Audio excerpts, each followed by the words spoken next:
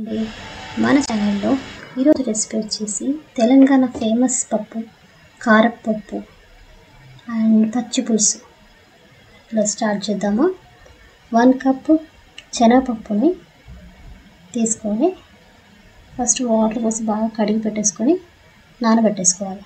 ఒక ½ గంట నానినా సరిపోతుంది. ఇలా నానబెట్టిన శనగపప్పు కోసం నెక్స్ట్ వచ్చేసి మీడియం సైజ్ ఆనియన్ ఒకటి కట్ చేసి పెట్టుకోవాలి.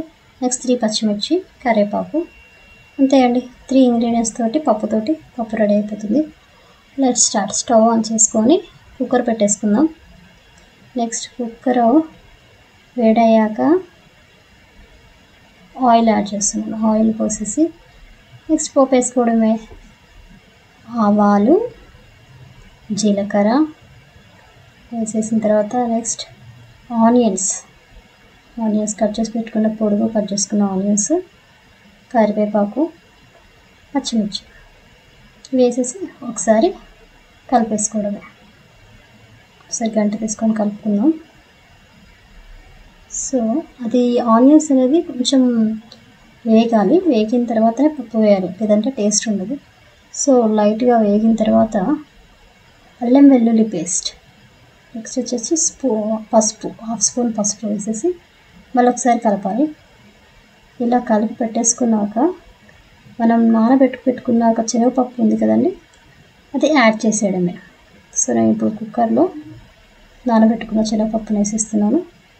వేసేసి ఒకసారి కలిపేసుకున్నాక పప్పుకి మనకి ఎంత వాటర్ అవసరం పడుతుందో అంత వాటర్ యాడ్ చేసుకోండి.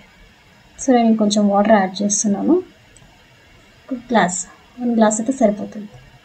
జస్ట్ పప్పు మునిగేంత వాటర్ పోస్తే సరిపోతుంది. నెక్స్ట్ కొంచెం వేడయ్యాక పప్పు 1 స్పూన్ కారం, 1 స్పూన్ ఉప్పు, కొంచెం టేస్ట్ కోసం మసాలా లైట్గా వేస్తున్నాను. సో ఈ 3 వేసేసి బాగా కలిపేసేయాలి.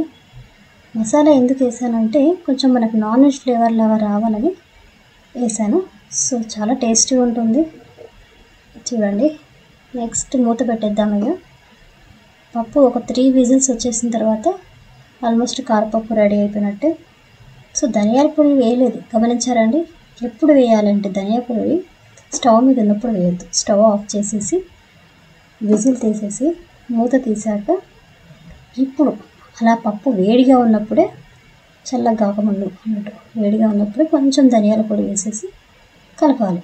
ఈ టేస్ట్ వేరే ఉంటుంది. స్టవ్ మీద ఉన్నప్పుడు వేసే ధనియాల పొడి ఫ్లేవరు అంతగా బాగుండదు. స్టవ్ ఆఫ్ చేసి వేస్తేనే మనకు కొంచెం మటన్ ఫ్లేవర్ లాగా వస్తుంది. సో పప్పు రెడీ అయిపోయింది. నెక్స్ట్ పచ్చి పులుసు, నిమ్మకాయ సైజ్ అంత చింతపండు నానేసుకొని పెట్టుకోవాలి. నెక్స్ట్ 1 ఆనియన్, 2 పచ్చిమిర్చి, కరివేపాకు, ఉప్పు, 1 glass of water. So first ఏం చేయాలంటే పచ్చి పులుసుకి పచ్చిమిర్చిని చాకుకి ఇలా గుచ్చేసి స్టవ్ మీద పెట్టేసి కాల్చాలన్నమాట. కొంచెం అలా కాల్చిన పచ్చిమిర్చి టేస్ట్ అసలు సూపర్ ఉంటుందన్నమాట. సో పచ్చిమిర్చి బాగా కాల్చాలి. ఇలా కాల్చిన తర్వాత చూడండి, మీకు ఐడియా ఉంటుంది ఎలా అవుతుందంటే ఇట్లా కొంచెం బ్లాక్ కావాలి. బ్లాక్ ఉంటే ఏంది మాడిందా అనుకుంటారు, కానీ ఆ మాడిన ఫ్లేవరే టేస్ట్ ఉంటుందండి. సో పచ్చిమిర్చిని ఇలా కాల్చేసుకున్నాక చాకు నుంచి తీసేసి ఇప్పుడు దీనిలో కొంచెం ఉప్పు యాడ్ చేసుకోవాలి. ఉప్పు యాడ్ చేసుకొని ఒకసారి బాగా కలపాలి. ఆ ఉప్పు ద్వారా కలపడం వల్ల ఫ్లేవర్ బాగా వస్తుంది. ఆనియన్ పచ్చిమిర్చి ఫ్లేవర్ బయటకు వచ్చేస్తుంది అన్నమాట. సో ఇప్పుడు ఈ కలిపిన ఆనియన్ పచ్చిమిర్చిని చింతపండు రసంలో వేసేస్తాం. చింతపండు తీయకుండానే కలపాలండి, ఎందుకంటే ఫ్లేవర్ బాగా పట్టుకుంటుంది. ఆ చింతపండు ఎప్పుడు తీస్తుంది అని చూస్తున్నారా, చూడండి అది కూడా తీస్తూ ఉంటాను. ఇలా కలిపేసినాక ఫ్లేవర్ అంతా దానికి పట్టేశాక నెక్స్ట్ వచ్చేసి ఇప్పుడు మనం వాటర్ యాడ్ చేసుకోవాలి. వాటర్ యాడ్ చేసుకున్నాక ఏమవుతుందంటే చింతపండు అంతా కిందకే ఉండిపోతుంది కదా, అప్పుడు ఈజీగా తీసేసుకోవచ్చు మనం. సో ఓన్లీ ఆనియన్సే పైకి తేలుతాయి. చూడండి, ఇదిగోండి చింతపండు ఇలా ఈజీగా వచ్చేసిందో తీసేసాను. ఇలా పక్కకు పెట్టేసుకున్నాను చింతపండు. సో ఇప్పుడు మన పచ్చి పులుసు రెడీ అయిపోయింది. కారపప్పు అండ్ పచ్చి పులుసు. Thank you for watching.